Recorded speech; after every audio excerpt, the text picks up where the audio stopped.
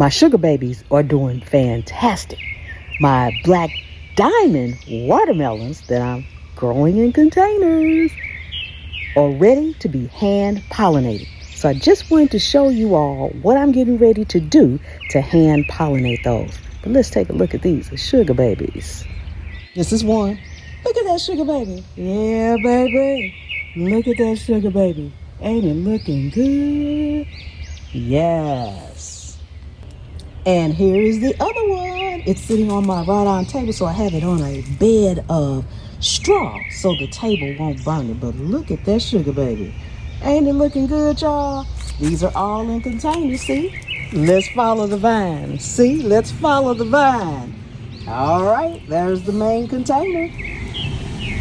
And this is the main container for the other sugar baby. See? It's going right out of that container, y'all. I got it hooked up to the trellis. Yes. Okay, so over here in this big Vigo Garden elevated raised bed, I have black diamond watermelons. Now, at the end of the day, I should have one on this end and one on that end. They're just starting. Now, right here, we have a male flower. How can I tell it's a male flower? First of all, it's on a skinny stem with nothing underneath it. And it's open. It's open. That means it's ready to pollinate a watermelon. So now when we look over here, take a look at that.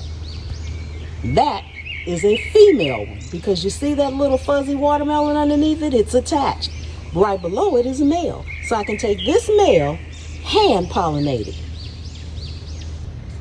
So to hand pollinate it, all I'm going to do is take this and I'm going to pinch it off at the bottom of the stem, just like that.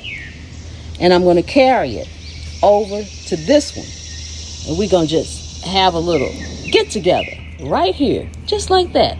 Just like you're dusting it off. That's how you hand pollinate. Okay?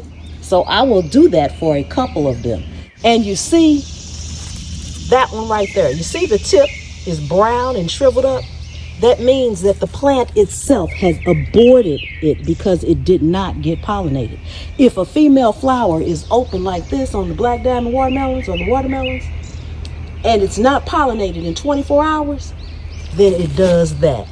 Okay? Which is fine because I only need one on each plant. And that's how you grow black diamond watermelons in a container. We hope.